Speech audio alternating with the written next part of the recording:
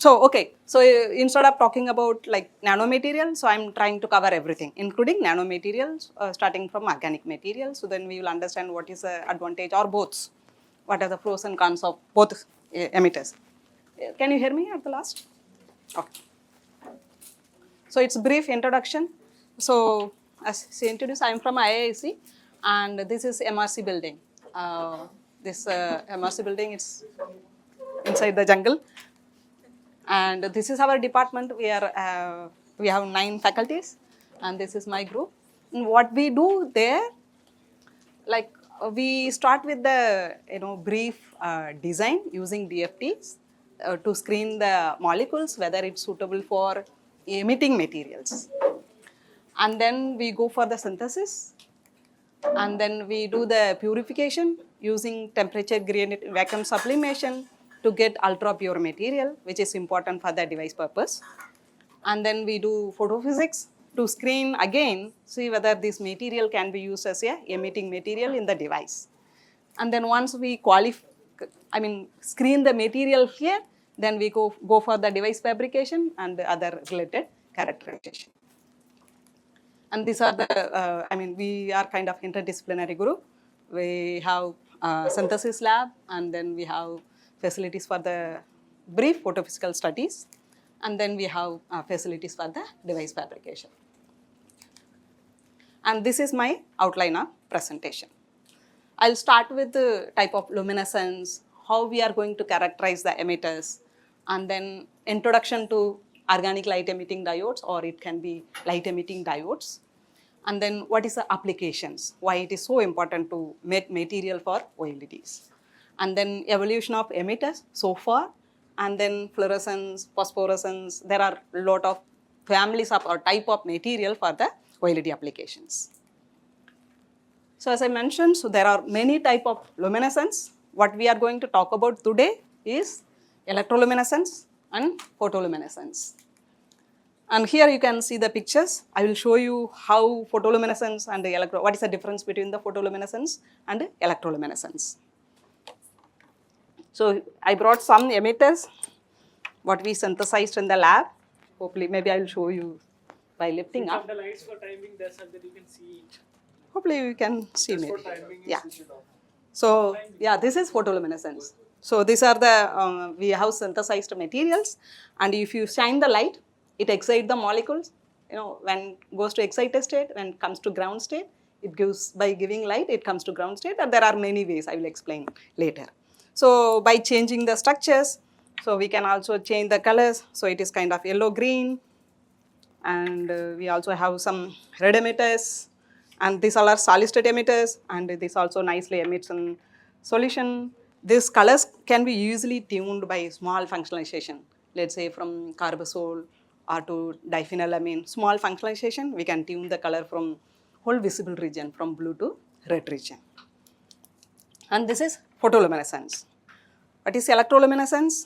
So the same material, if you fabricate the devices, if you just keep this emitter within the electrodes, anode and cathode, so we get emission, not by photoexcitation, here by under electrical excitation by applying voltage. So we can again, using same emitter, we can also control the colors. So like blue light, this one, and we do also have other green, also red.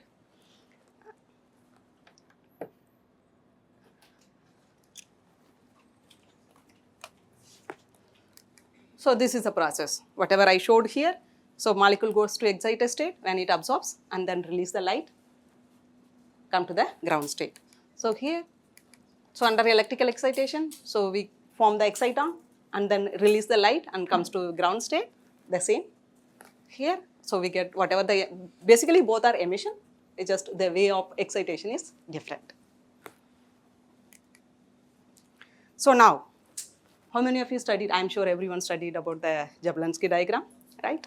So here which explains that light absorption process, what happens after light absorptions. When it goes to the excited state, then there are many ways it comes to ground state. I think in the previous lecture you saw about the, I think, non-radiative decay of heat generation, which they are using for the photocatalysis. So here we are using the other part, the emissive part. So here once it absorbs, it can go to a number of excited state, S1, S2 or higher excited state, depends on the excitation energy you give. If you give high excitation energy, it goes to the higher state and then it come back to the lowest excited state by internal conversions. And then it can emit or it can go to the T1 state via intersystem crashing. Right. So again, because why it happens, there will be, coupling between vibrationally coupled the states S1 and T1. Therefore, this also happens. And from here, again, it can emit or it can give as a heat and then comes to ground state. So what this process called? Fluorescence, right? Whatever the emission we get from S1 to S0, it is called fluorescence, and this is phosphorescence. And how do you differentiate whether it is fluorescence or phosphorescence? Time, right? So what will be the lifetime for the fluorescence, roughly? It's there, answer is there already, right? So for the phosphorescence, it can be from microseconds to seconds, right? And then color change also will be there, generally. So generally, the T1 will be the lower in energy as compared to the S1 energy. So we will see the color difference also. And then you might have studied about the Casas rule. What is Casas rule? Only S1 to S0 can emit. S1 to S0, yes. Why this happens? Other processes are much faster than this one. Yeah, so yeah.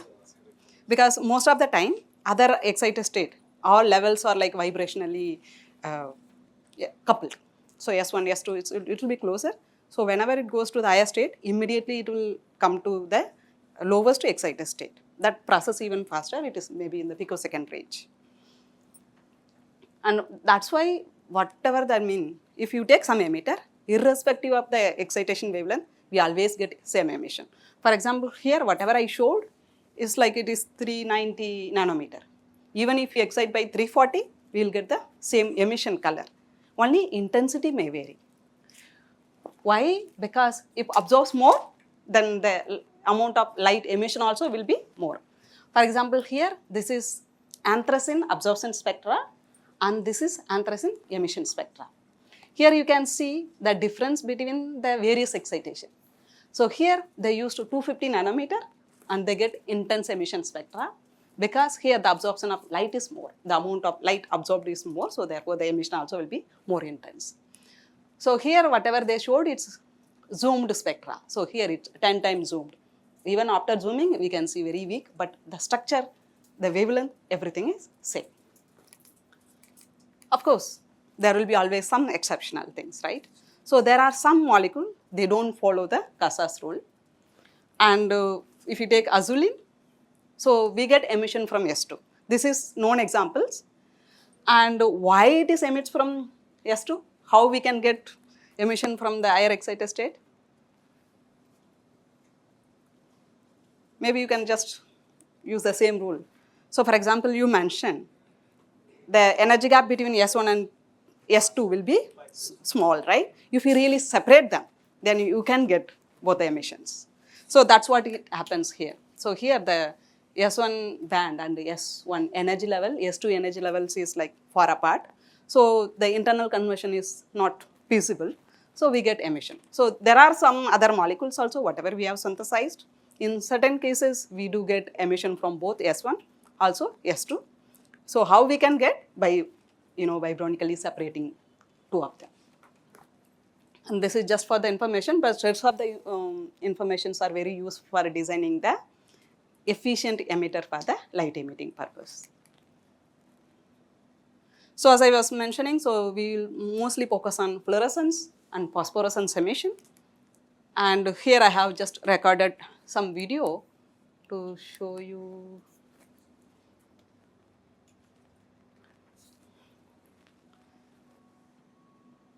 So yeah, this is fluorescence. If you switch off the light, then whatever the emission we get, it's phosphorescence. Because its lifetime is long, so if you switch off, you get that light. That will be emitting during while excitation also, but generally for organic molecules, the phosphorescence is kind of very weak or forbidden process. We don't get emission at room temperature. So whatever the video we recorded at low temperature, 77, I think minus 78 degree. So therefore we get both the emissions. So if you want to really record the phosphorescence spectra, we have to filter off the emission spectra, I mean the fluorescence emission. Therefore we can zoom out the phosphorescence, we can get, and then we can understand where it starts, what is the lifetime, all those things. So generally most of the fluorimeter will have this option, but some fluorimeter they don't have. So if you are smart enough, you can also have kind of shutter. There will be some limitation, but it still is fine. So by using some external shutter also, you can really filter off the fluorescence emission, we get the phosphorescence emission. So for example, when we excite, we get both the emissions. And then if you cut off, like say the fluorescence lifetime, you mentioned like up to maximum 100 nanoseconds. If you delay, let's say 1 microsecond, then what we get all are phosphorescence. So then we can also get, because since it is very weak, you can get this emission. Otherwise, sometime depends on the emitter. If you cool down, if both are intense in nature, you get both fluorescence as well as phosphorescence, even when we record the emission spectra. In most of the cases, we get only phosphorescence because the fluorescence, because the phosphorescence is very weak. We have to really filter off or cut off the fluorescence to see the phosphorescence. And then the actual way or the exact way to identify whether it is fluorescence or it is phosphorescence or is there any other process where the triplet excitons are involved, those things we can identify by measuring the excited state lifetime. So we can, how many of you use this TCSPC technique? Oh, most of the people are okay. So by using this TCSPC technique, you can measure the excited state lifetime. You just excite, give one pulse and collect the emissions. Depends on the, excite on lifetime, you can vary the scale. Whatever here I showed, it's like 1 microsecond. And depends, if suppose it's not coming to ground state, let's say it's not coming to 0, you can increase the scale. Then from here itself, indirectly you can understand that, yes, there is a long component. That means there is a triplet state or phosphorescence involved in this emission. Now, yes, so how we can quantify or how we can identify whether this emitter is efficient or not? Right, by just intensity, do you think we can? No, right, because it's orbital unit. Because if you use some light, molecule may be absorbing more in that particular wavelength, that's why it shows intense light. So with that we cannot quantify, right? So we need to calculate the photoluminescence quantum yield. From that only we can say whether it is emitter is efficient or not. Right, how we can calculate it's like straightforward, like this is the ratio between number of emitted photons divided by the number of absorbed photons. If you take the ratio, you can get the photoluminescence quantum yield. How we can measure? 2 ways.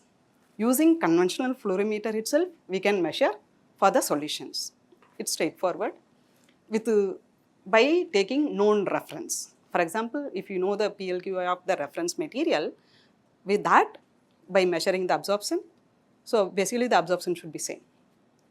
And then we can integrate the area of the emissions by filling these values, we can get the samples PLQI with the conventional fluorimeter itself. We don't need to worry about some other equipments. So this is the way we can do it. For example, this is the absorption of the reference and this is the absorption of the samples. And at this point, we can see both molecules are absorbing at the same amount of light. So therefore, you have to excite only at this point. If you change, then because the amount of light absorption changes, therefore you will not get the correct value. So we have to take the reference such a way that this absorption of the reference and sample should match or overlap. Therefore, we can take that same absorption point. For example, if you are taking green emitter, you should take like the absorption of like more than 400 generally. So we have to select the reference also such a way that it overlaps. If suppose the absorption is somewhere less than 300, your reference absorption is like more than 300, it won't, crash to each other. There won't, we cannot find the ideal point or the overlapping point. And then once we take excite, and then this is the emission spectra, for example, then we can integrate this area and the sample area. So we can also do it from the fluorimeter, or we can also just do it in the Excels. And then you fill these values. This is the absorption, basically the same, we don't need to fill it. And if you take the same solvent, again you don't need to worry. And basically the reference, the area, and then sample area int the PLQI of the reference. So you will get straight away. So only thing we have to be careful here when we are measuring the photoluminescence quantum yield, just don't take the one values. Better to do it with 4-5 concentration than take the slope of that one, because even the small changes or small human error, then that will, error will be more in the photoluminescence quantum yield. For solution, so we don't have any problem, yes, we can do it. For the thin film, it is not possible to do by the conventional fluorimeter, because there is no such reference. For example, in solution, same solvent. So, but if you take the thin film, there is no reference, because the thickness matters, refractive index, scattering, there are many things come into picture. Therefore, we need to have integrating sphere to know the photoluminescence quantum yield of thin film or powder. So we cannot do it by the conventional method. Here we can use both solution as well as the thin film powder, whatever we want, we can use it. And here, so one thing, in case if you are measuring, so we have to be very careful, because this is calibrated, it will be coated with high refractive index materials, basically it's white materials. And then when you are keeping the sample, you should not, even the small contamination gone. We cannot do anything, we have to send it back to the company again, and they have to coat and then calibrate again. Everything is calibrated based on the size, everything. Then they have to, it's really tedious process. In case if you are using, you have to be extremely careful. Particularly powder, you have to really, seal it properly before keeping it there. Solution, generally people avoid in case if something tilted, what? That's all. But if you can really properly lock it, you can keep it, still measure. It's quick measurements. But the other cases, you have to make a lot of, concentration measurements, area calculation, everything. It's just to keep, you will get it. Only thing is you have to use carefully. Thin film, yeah, it's generally fine, but make sure that it's not really flying or something. And here we can also, generally it comes with the, the gas inlet. If you want to measure whatever the environment, you can also like nitrogen or oxygen, whatever the environment you want, you can also measure it. See, why I am talking about these things, actually these are the things are important. These are the tools are important to identify the efficient emitters. Like these emitting materials are having wide applications. It's huge market is there in almost everywhere. So like for example, light emitting diodes, sensing, cell imaging, diagnostic, and also photocatalysis. Now there are many things. Whatever I am showing, it's just few. And what we will be talking about only in light emitting devices.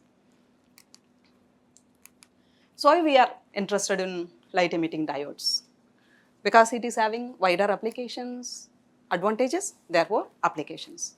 For example, simple structure, thin and transparent. So here I brought some device. This is not working now. There is maybe the encapsulation problem. So you can see this is device. It can light basically. So you just few micrometer. So that can be transparent also. And then high quality of light means, so whatever the LED light we use it. So do you know how it made? So generally they take blue LED and then they use yellow phosphor material.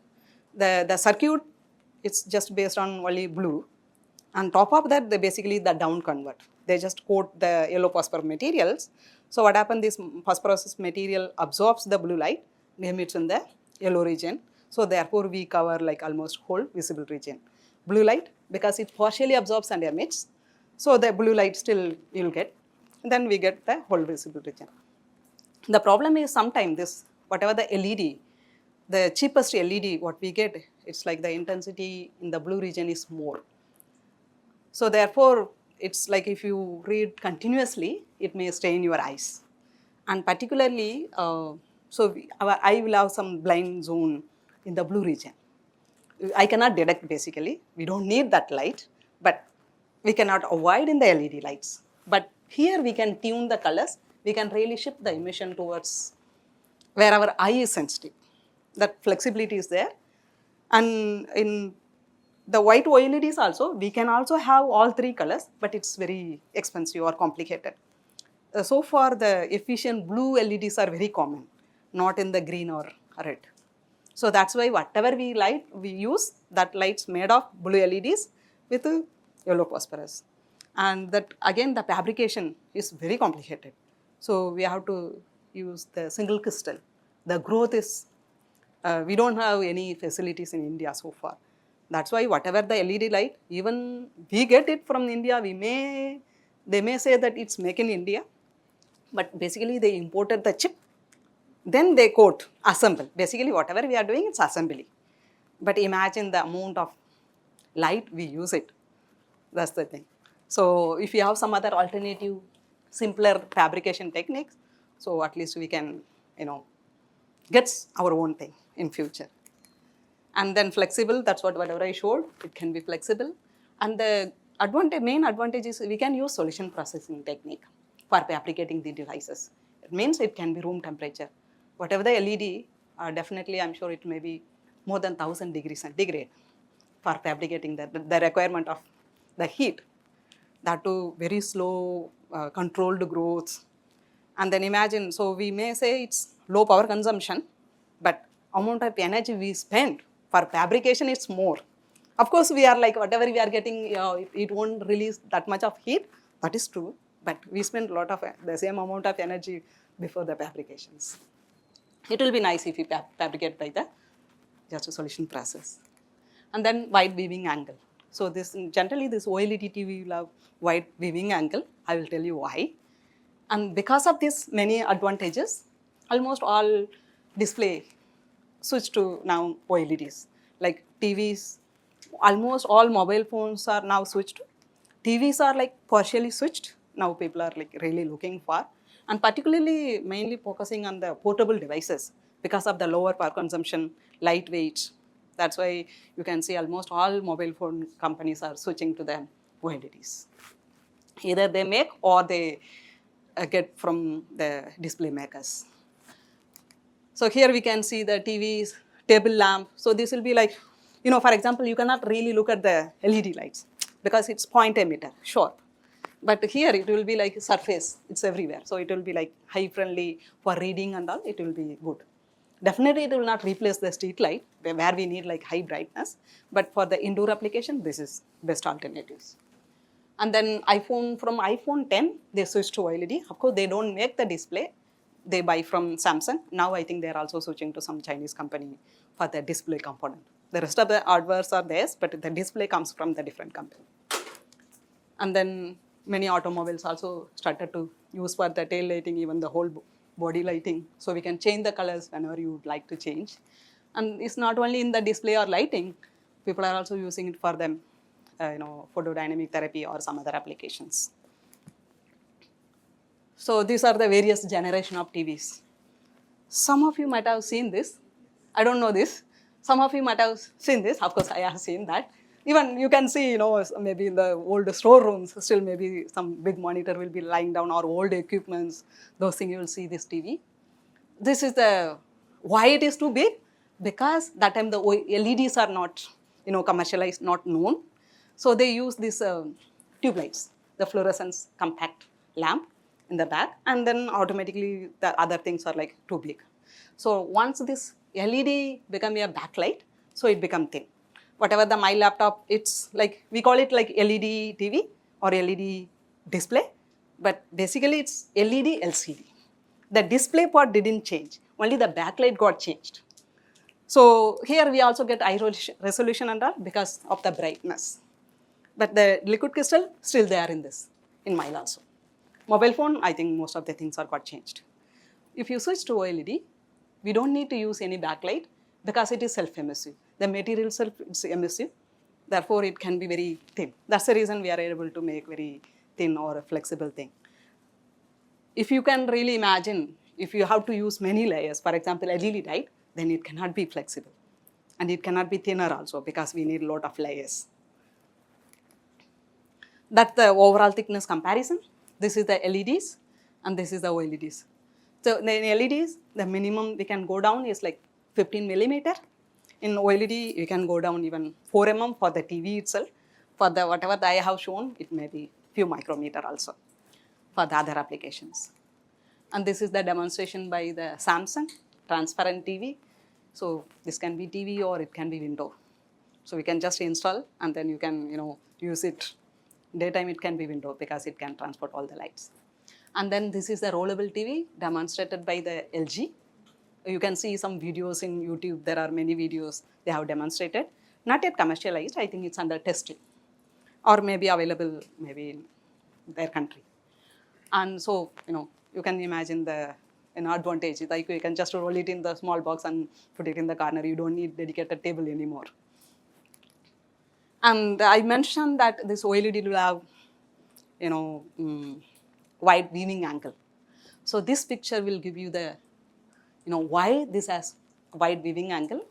For example, here, light is here, and the display surface is here. So light is really much behind.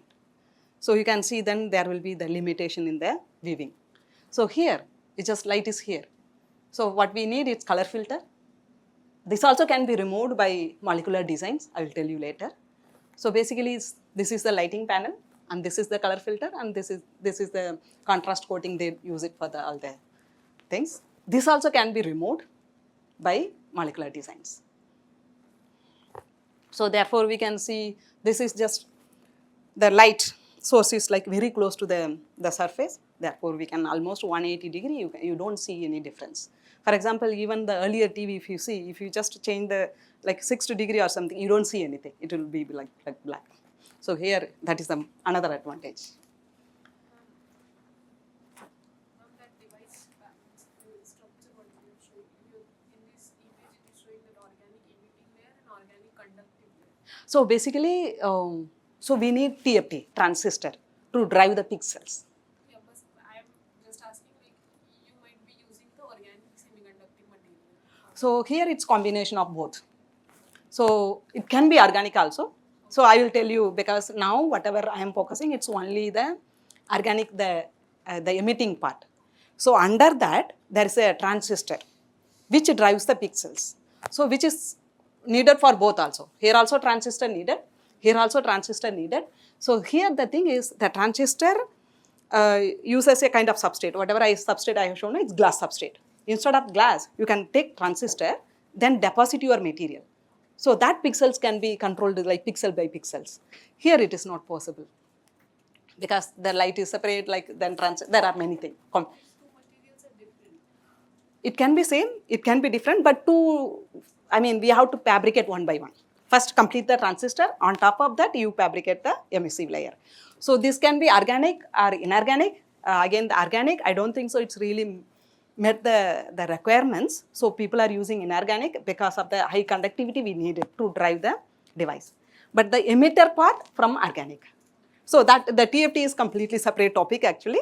But this can be like people are trying with the organic. But so far the commercial, I don't think so it's made of organic. But the emissive layer part is organic.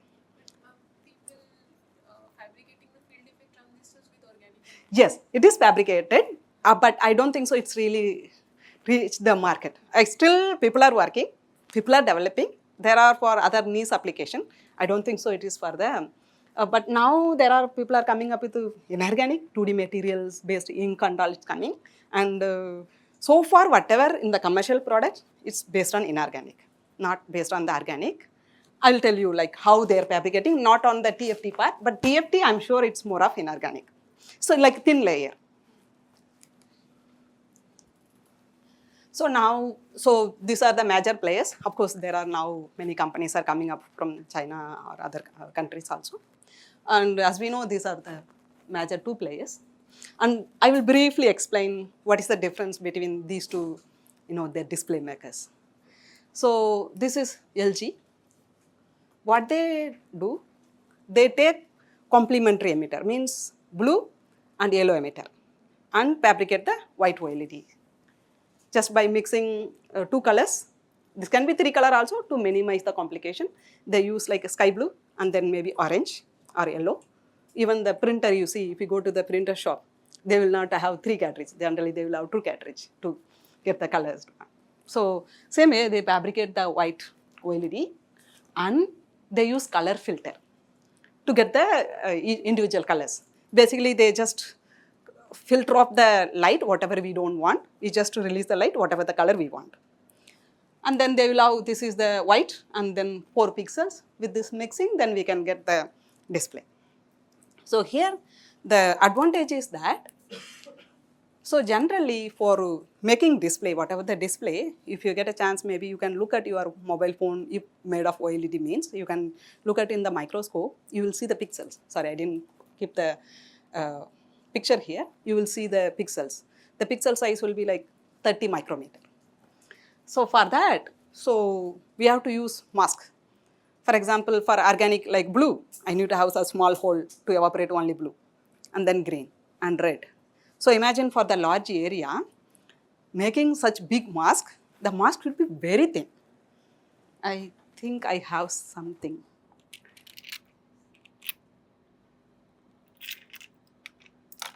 Anyway, not really.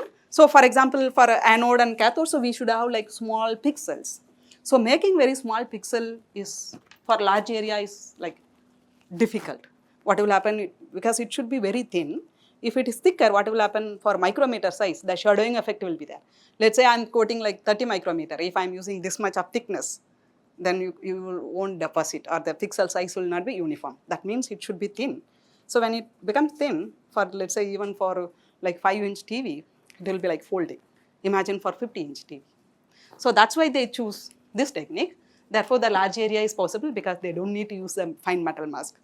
So you can fabricate like blue and then yellow, then encapsulate, then these are on top of that they are doing. So they complete the device fabrication and then they also can do the encapsulation. On top of that, they can do this color filtering things. And it is not energy efficient. Why? Because we are filtering off. We are lighting up and then we are stopping some light. It's not going to be energy efficient. Because light is on, but we are filtering. And in this case, each pixel is made of like individual colors, blue, green emitters. They use fine metal mask.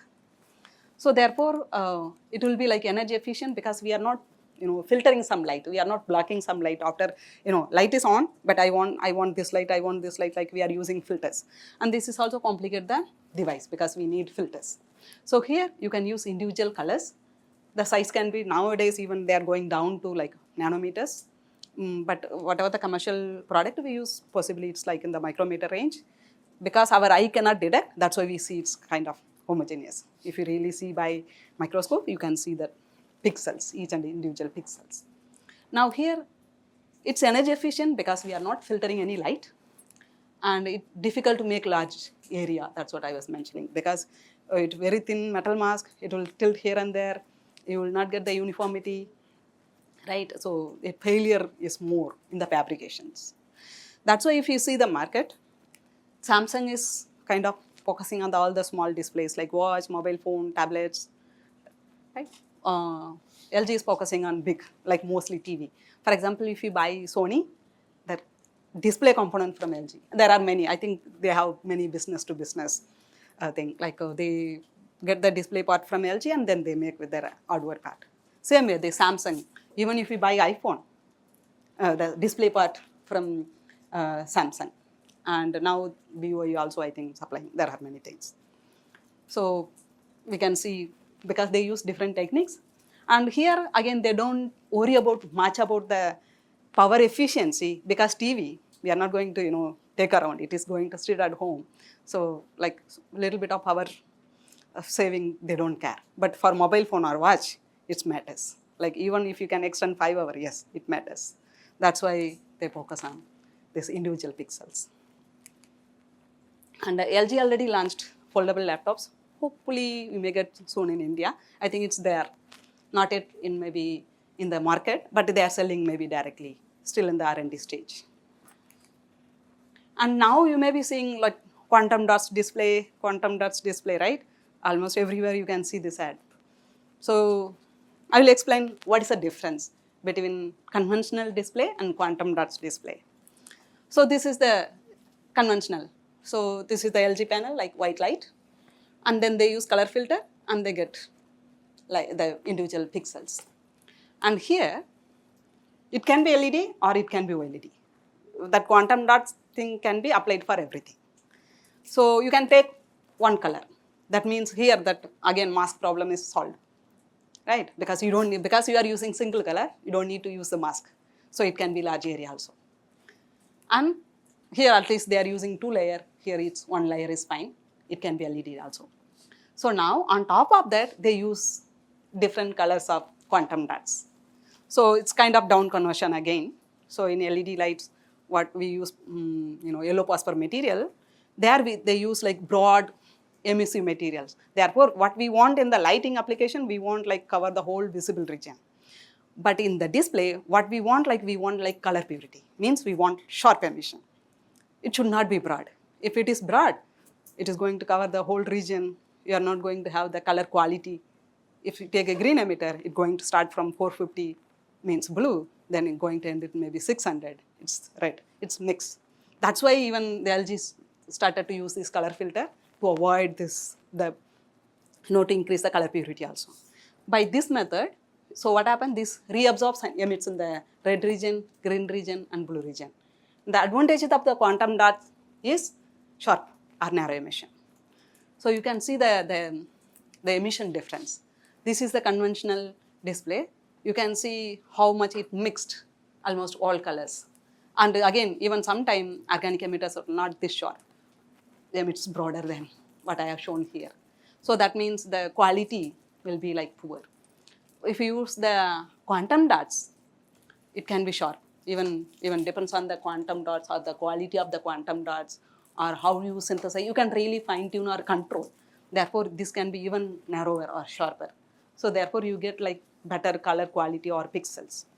Here you can see, this is the CI values. So, for example, for the color, we have to define this way.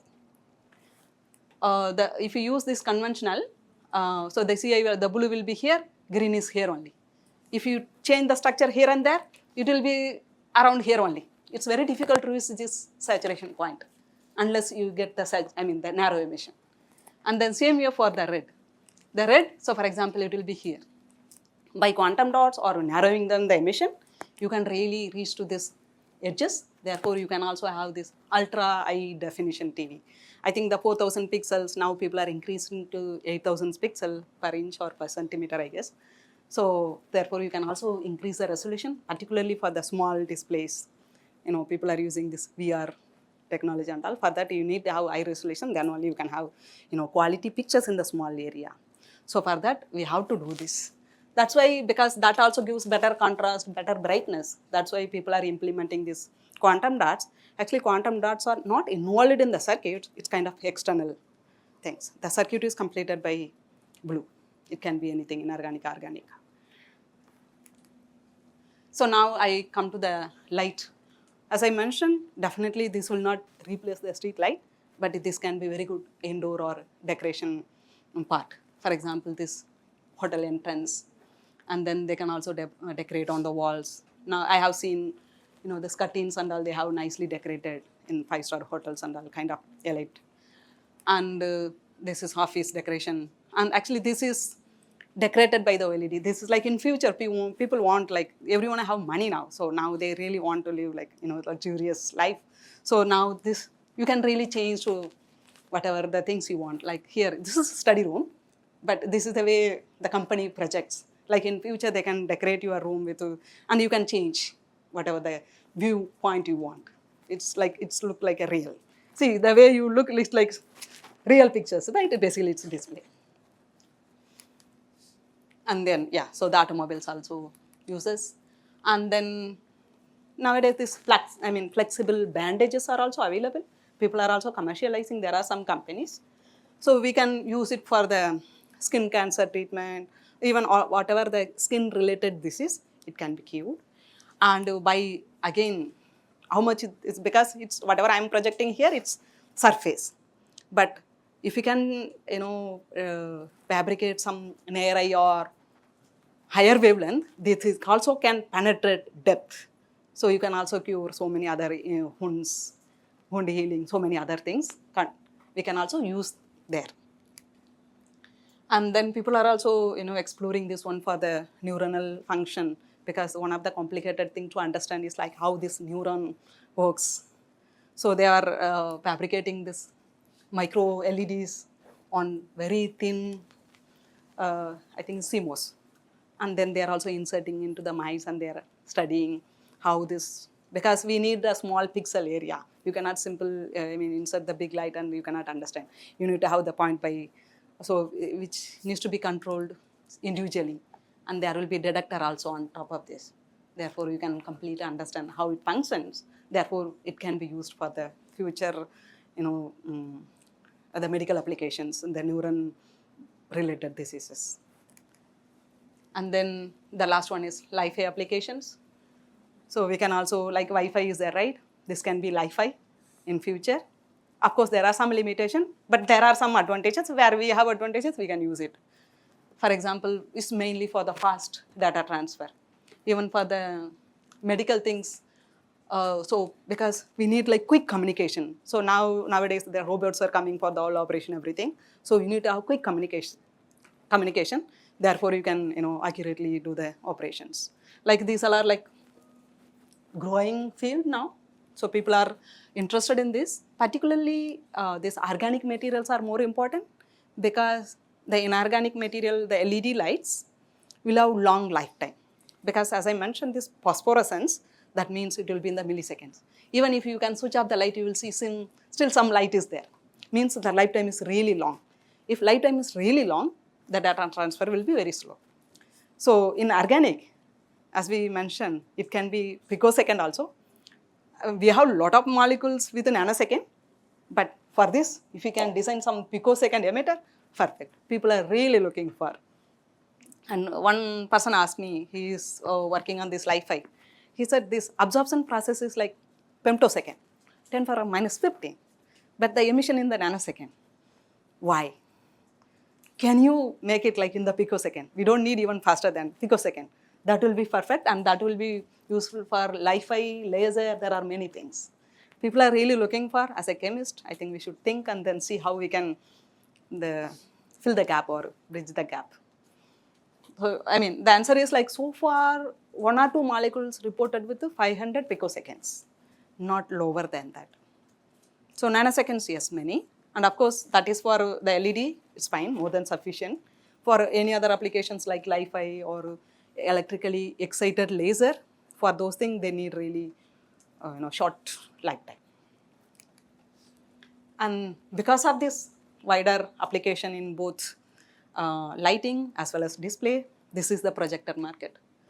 Like by 2032, it will be like 250 billion USD. So like gradually growing because many people are switching towards this OLED. Earlier it was like there were many concerns about the stability, but everything now overcome and then now it's really, the market is really picking up. And this is the ratios. As I mentioned, it's really attractive for the display. And this is the number of smartphone user. So this is I think it's little old data. So now we are first, right? So this is the population. And if you really look at the smartphone user, so we are 650 million. China is like more than 900 million. And if you look at the penetration percentage, we are only 46, right? So I'm sure this will go up very soon because now only because the aged populations are using, only aged population use the small, the button phones. Rest of the people are using this one. So it will go up very soon. Then we will be number 1 in smartphone user. And then same way all the smart TV also. Now in cities, yes, replace. In villages still they use the other TVs. It will go up. Even if you look at the smart watches, everything will go up. But if you ask me how much we are making, like, so now that means we should focus to meet out at least our own demand. So now the demand is keep on increasing, and we should have our own thing at least to cover like 10%, 15% at initially. So then only, all circulation, everything will happen within the country. Then there are many other issues, right, which can be sorted out. So this is the number of companies related to this OLED, and it's not only just to the display manufacturer, the material, product design, there are many things. All the electronic small components, it's like there are many parts involved in this. So this is the overall, and particularly if you look at in the Asian region, like Japan, China, Taiwan, Korea, they are 4 countries are really dominating. I also just looked at in India. Of course, we don't have any display manufacturing unit or something, but we are helping in this, the synthesis. Particularly, we are making and supplying to the display industry. And there are small companies who make the molecules and supply to the other countries. And that should become display in future, hopefully. And now, so far, we discussed how we can, characterize the emitter, and then what is the importance of OLEDs, what is the difference or what is the advantages of OLED, what is the market size and where we are. Now I'll discuss about how this device works. Now you can understand a little bit. So whatever I'm talking about, so this ITO for R&D purpose, we just to take the patent ITOs. When it goes to the practical displays, this ITO should be replaced by the transistor. So because that should have the individual pixel control. So now whatever I'm talking about, it's top part. The TFT part, it's another sector. I don't have very in-depth knowledge in that. So here, the OLED, whatever I showed, it's made of this many layers. It's very, very thin layers. Like whole injection layer, whole transporting layer, emissive layer, this blocking layer depends on the device, electron transporting layer, electron injection layer, and this is the cathode. Basically, all organic materials are sandwiched between anode and cathode. This thickness of these organic materials are like 20 nanometer, 30 nanometers, that's why the overall thickness of this device can be micrometer. And whatever we are going to once voltage is applied, so this is the way it forms and release the light. And by just tuning the energy gap of the material, we can really tune the colors of the devices. And so basically this is the simple structure in the energy level diagram. So what we have to take care is we have to minimize the barrier between the anode and the hole injection. We have to select material such a way that the barriers are minimal. Same way for the electron injection also, we have to minimize the barrier. So whatever I will be talking about only emissive layer, but there is a room for other layers of material also. We need really R&D in other layers also, where we don't worry about the emitting property, where we worry about only the mobility. If you can find some mobility, that can be good TFT also. So as I mentioned, so whatever we'll be talking about only emissive layer. Even in the emissive layer, we will have both host material and emitters. We cannot use just as such a emitter because it will self-quench. PLQY will go down, so therefore we will not get the better performance. It means we have to use the mixture. Maybe when I'm talking about the emitter design, I will also give you hints. We can also replace the host, but we have to think of emitter such a way that even in the neat film, you should not quench.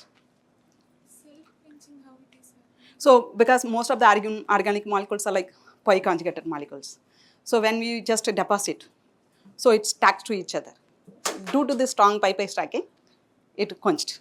It won't give the emission, it just come to ground state by just non-DDD case. For quantum dots also it happens. Quantum dots, I'm not sure about the concentration, but because these are spherical particles, mostly these quantum dots are modified with ligands.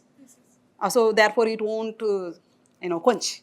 because this already, there are enough distance, because this mostly aliphatic chains are used, so it won't, aggregate. And maybe long time, due to the stability issue, it can settle, but it will not aggregate because of this long flexible chain. It will be like floating. It's colloidal particles. So the aggregation will cause the quenching. Yes, aggregation, here all aggregation causes the quenching. Now whatever we discussed, yes, we discussed how this OLED works. Now I will briefly give the history of OLED, how this evolved.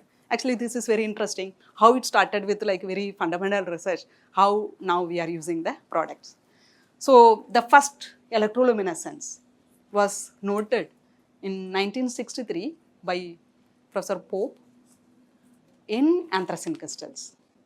So what they did, they took anthracene single crystal and they applied more than 400 voltage to get some light. That was the first report. After that, because if more than 400 voltage, who will be interested, right? It's not going to be practical anyway. As a like academic interest, they published this paper in 63. Then after almost 20 years, more than 20 years, in 1987, Van Slyke and C.W. Tang, actually they were the industry people. They were working in industry, and they tried using very thin film. They took anode, ITO, and they used, this is the hole transporting material, and this is the injection material, and this is the electron transporting material, and this is the cathode. They just fabricated very thin layer of this material, and interestingly they got very intense light with less than 10 voltage. Then it gave the hint or clue, yes, organic material can give light with low voltage if you use thinner layer. You don't need to worry about the even crystallinity. Because the organic materials, yes, is highly conductive in the crystalline form, but it's impossible to make it like practical because it's very difficult to control the crystal size. There are many difficulties. If it is an amorphous, you can make it like large area. You can just spin coat or evaporate. So in the amorphous film, they got like within 10 voltage with the green emission, the overall thickness is like 60 to 70 nanometer. Then that gives the hint, like motivation for others, like all academic people. And then from there, it's really evolved, like everyone contributed. So for example, here, whatever they use, just double layer device. Here, they did not use emitter. Actually, this electron transporting material emitter, because they use kind of this material as dual role. It can emit and it can also transport the electron, but PLQY is not that great. But it gave us the idea, direction. Then after that, then people use dedicated emissive layers. So this is the triple layer. From this, it started actually. So that gave the hint, and then almost everyone contributed, whoever in this direction, they contributed and they tried left and right with a different structure.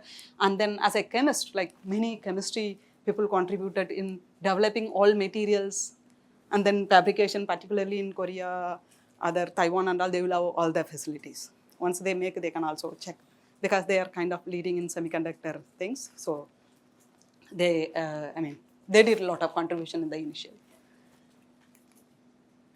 So now I'll just briefly discuss about how this being fabricated. So this is for whatever I'm showing, it's kind of academic purpose, for testing purpose. Because we have to really test the material, whether it's really worth of taking to the industry levels. For that, we have to really check the efficiency and lifetime, device operational stability. So what we do, we just take the ITO and then we can evaporate the materials under very high vacuum. And this is the way it works. For example, the emitter I was mentioning, so we have to use the co-deposition, means host as well as the emitter.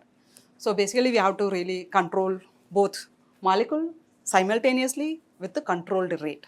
If we fail in that, then reproducibility problem will be there. It's very difficult to repeat the color also the performance.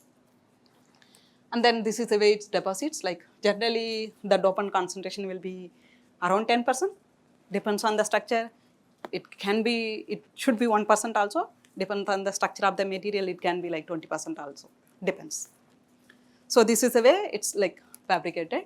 So for example, even some of the known thermal evaporator companies makes very big evaporator with 13 sources. That means you can fill a number of molecules and then fabricate with complicated structures also. Or you can also not only two materials in the emissive layer, you can also more materials. There are many advantages there. And this way you can really control monitor the rate of the evaporations. And yeah, so there are many ways for the measurements. We can also use integrating sphere measuring the performance, and we can also use the photodiode for measuring the performance. As I was mentioning, we can nicely tune the colors by simply changing even the small functional groups. So actually, he was here in IIT Madras like 2 years back. In I think electrical engineering, they organized one conference. So I was like when I started working, I was really wanted to meet them. I got the opportunity to meet them, and so this is the history.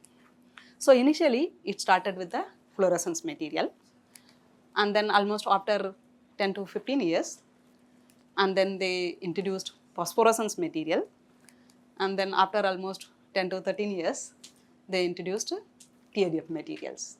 This is the evolution of the materials alone. Only I am talking about the emitting material. Of course, there are other part, and there is a other R&D needed for the other layers of improvement. Of course, each materials are important, but emitting materials are more important, which is going to be deciding factor for the efficiency. So these are like major 3 generation of materials. We can see it's almost like in 10-year gap it's evolved. So here, I forgot to mention. So in the first generation, whatever I was talking about, percentage is like 1%. And then with the phosphorescence, first they got 8, but it can be 30 also now. And then TADF, the initial result itself, they got like 20%. Now I'll discuss why the other generations are needed. What is the issue with the first generation material, the fluorescence material or pure organic materials? So these are the examples. As we know, this is the one they observed from the beginning. And then after that, there were many designs for the emitters using organic structures. And here, under electrical excitation, under photo excitation, no problem. If you excite, all molecules like absorbs, go to the excited state, and depends on the structure, many factors. Sometimes PLQI can be 100%, sometimes it can be like 10%, sometimes it is non-emissive also. So there is no like spin things involved here. Under electrical excitation, the ratio will be there. 25% of the singlet exciton, 75% of triplet exciton, because the spins are not controlled. This half minus half, this can be like this way, the probabilities of the exciton is like, this ratio is fixed, right? So if you use fluorescence material, as I mentioned, this is we cannot get emission from the phosphorescence at room temperature. Even whatever I showed, because we freeze the system, that's why we could detect the phosphorescence. Otherwise, it is non-emissive. So here we can harvest only the singlet excitons. That means now imagine, we are generating like 100% of the exciton, but what we harvest is only 25%. Because of this limitation in the structures, we are not able to harvest almost, one, like 25% only. Like out of 4 excitons, only we are getting 1, 3 lost. That means even if we synthesize the material with 100% of the photoluminescence quantum yield, we will be getting only internal quantum efficiency is 25, external will be 5%. I will tell later like why this difference is. So that means whatever you do, we are limited by 5%, right? So that means we need alternative. So that's why, so this is the calculation for the external quantum efficiency. Why we need highly emissive material? Because this is going to be one of the deciding factor. This is the photoluminescence quantum yield. This is outcoupling efficiency, that nothing to do with the structure now, I will tell later. And this is the charge balance factor. How much the charge really, the recombination happens whether in the emissive layer or in some other layer. That also can be modified by tuning the structures. And that exciton utilization efficiency. So now what we will take care, PLKY and the utilization efficiency. If you use this material, utilization efficiency is only 25%. So that's why we are limited. That means we have to look for some other materials. So this is another examples how we can tune the colors. For example, this is fluorescent material which gives the blue emission. So basically, if you use kind of strong donor acceptor system, you can easily tune the colors. So here it's weak acceptor, it's green. Here the strong acceptor, it is green. You can also, same way we can also tune the colors to near IR or beyond. So then there is a need for the emitters development. Then they came up with in 1999, they came up with the phosphorescence material. And if you use this material, as we know, this iridium-based metal complexes gives room temperature phosphorescence, right? So that means we can harvest all the excitons. So this, because of this fast intersystem crossing, the singlet excitons also quickly goes to the triplet state and emits from there. This lifetime is microsecond range, it's even good. Here what we want like fast decay also. Therefore it can be efficient, it should not be slowly decaying. Because once it formed and then it stays there, if it's not emitting, it is lost. Like if more excitons are accumulated, it self-quench, collide each other, then it quenches the emission. So therefore it can be faster. The advantages of this iridium or platinum based metal complexes are showing very short lifetime, though it is phosphorescence emitter, but lifetime is quick because of this strong spin orbit coupling. So we can fasten the rate of emissions by a polar solvent. But in thin film, there is no the solvents, right? Then I am talking about the device point of view. So here, if you use this material, because this utilization become 100%, and PLKY, let's assume that we are getting 100%, therefore, external quantum efficiency can be up to 20%, almost 4 times higher than the fluorescence material. Even if you have like 50% of PLKY, still you will get 10%. Therefore, here people are then moved to this material. Even if you are not able to get 100%, still you can get the better performance. Then after like 90s, there were a lot of contribution towards the iridium-based metal complexes development, and most of the patents, like the UDC is holding most of the patents. I think they bought and they also invested a lot to improve the stability, performance, and even what I heard is Samsung, LG uses their phosphorescence materials. And now, yes, we got better performance, right? So what? Why we need more materials design? So here, the problem again, as we know, the one problem you can straight away say, what is the problem? Iridium is very Expensive expensive. and very rare. I mean, I don't know what is the percentage in the earth crust, right? Again, I don't think so. It is like extracted from somewhere, Congo, somewhere. And there are so many geopolitical things are there. If suddenly someone says, oh, no iridium, we have to come up with some alternative. That is one thing. Cost, availability, even if it's not available at any cost, what you will do? We need some alternative, right? That is one thing. And the second thing is, this is very stable in red and green. Blue, I mean, the performance is okay, reasonable, more than 20%, but it is not very stable. Lifetime of the blue iridium complex, device lifetime I'm talking about, it's very short, like 500 hours. What you will do with that? So, whatever the commercial product we get, it's combination of fluorescence material and phosphorescence material. For green and red, they use phosphorescence material. For the blue, they still rely on the fluorescence material, though performance is less, but it can give long lifetime. So the combination they use. Sometimes they have to use slightly large area because it is performance is less. Particularly blue, high energy, right? Already the operating, the voltage will be higher. If you use large area, then you may have to increase. The power consumption also can be slightly higher. If you can replace with the efficient material, that can also go down. So that means there is a still challenge. So in between the phosphorescence and so I can skip, actually these are the major metals like iridium, platinum and gold. It gives very efficient phosphorescence emission with the short excited state lifetime. There are palladium, silver based complexes also, And copper-based complex is also known, but lifetime is very long and it's not very stable because I think under excitation, I think the structure square planar to a tetrahedral, something happens, so the emissive property conscious. So it's the stability issues there in the copper. And there are some lanthanide metal complexes like europium, terbium, those things are also known. But in the commercially platinum or iridium based are like the commercial products based on platinum and iridium. And there are many things. Yeah, you can just read about how we can, design the phosphorescence material. If you know the coordination, if you are good at the coordination metal complexes, you can think. And we can just changing this ligand structure, you can also tune the colors.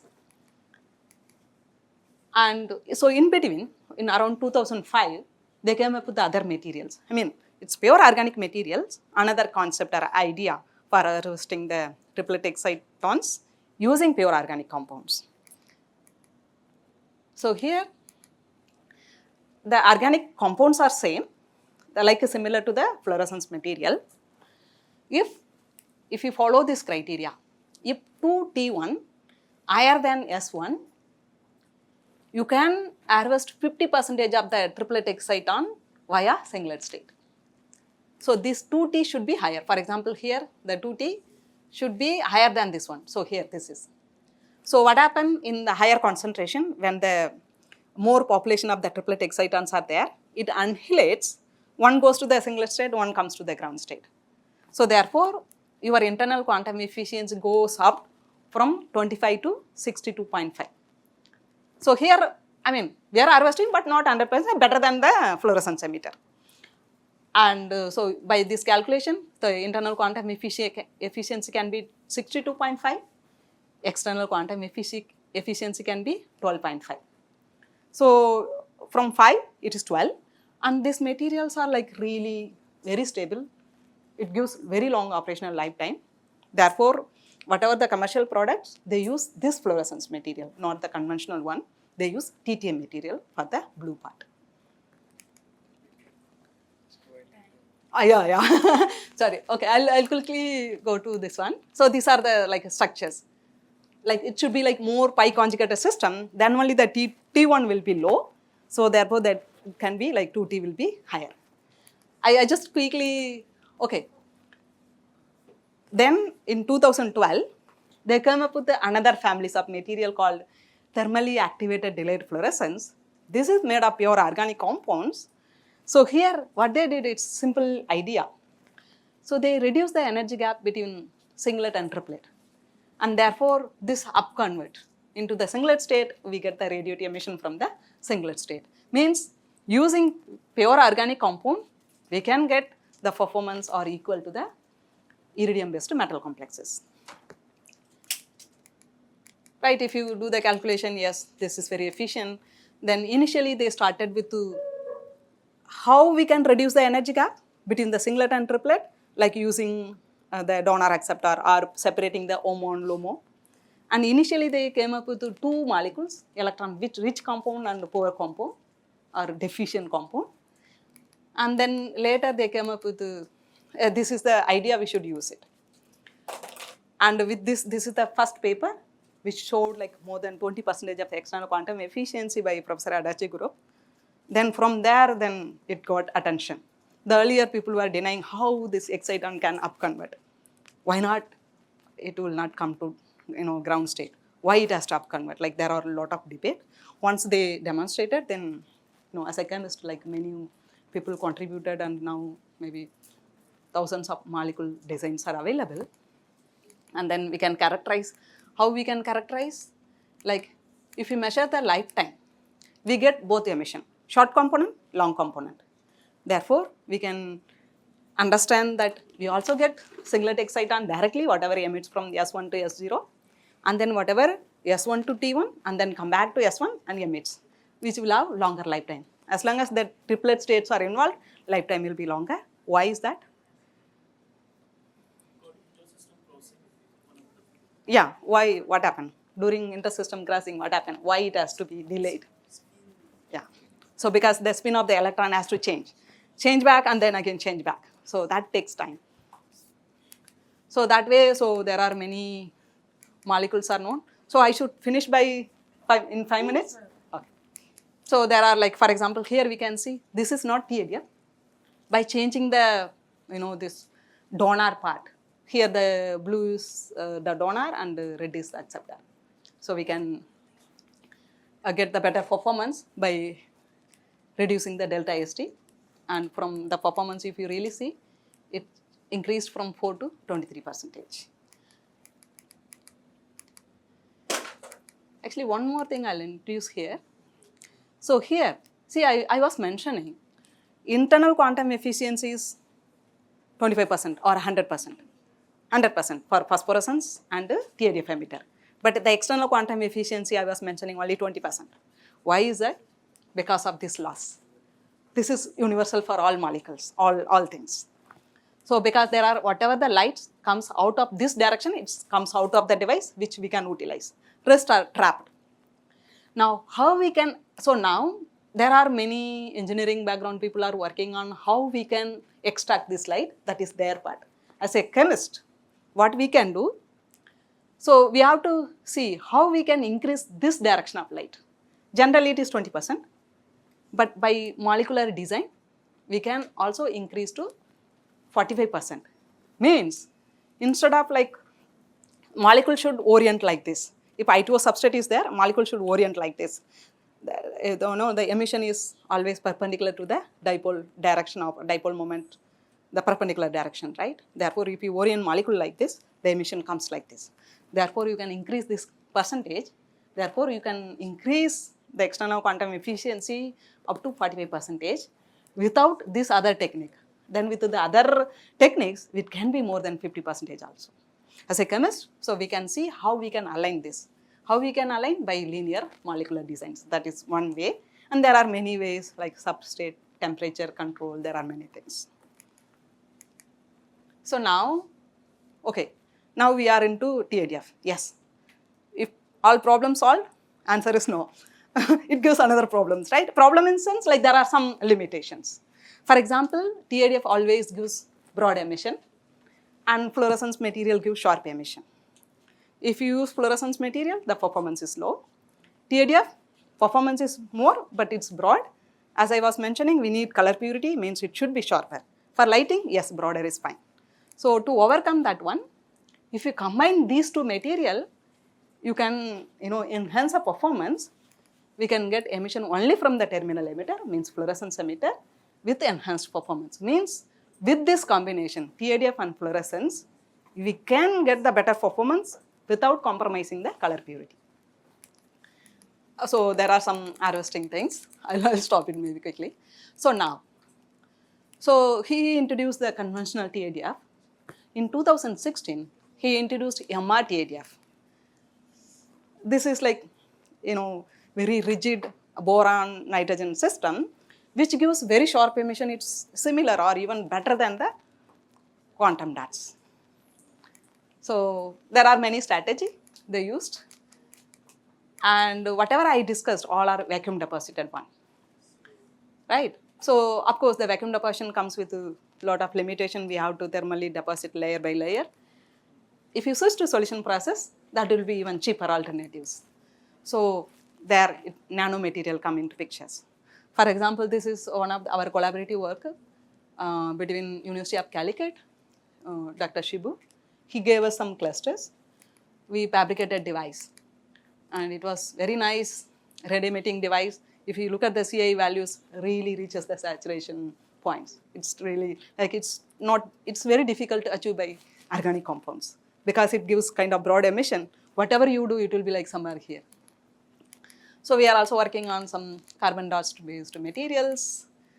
Yeah, this is the overall summary.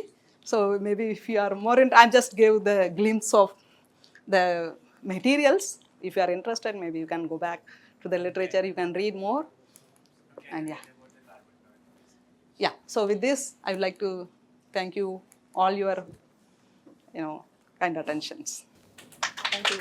I'm sorry.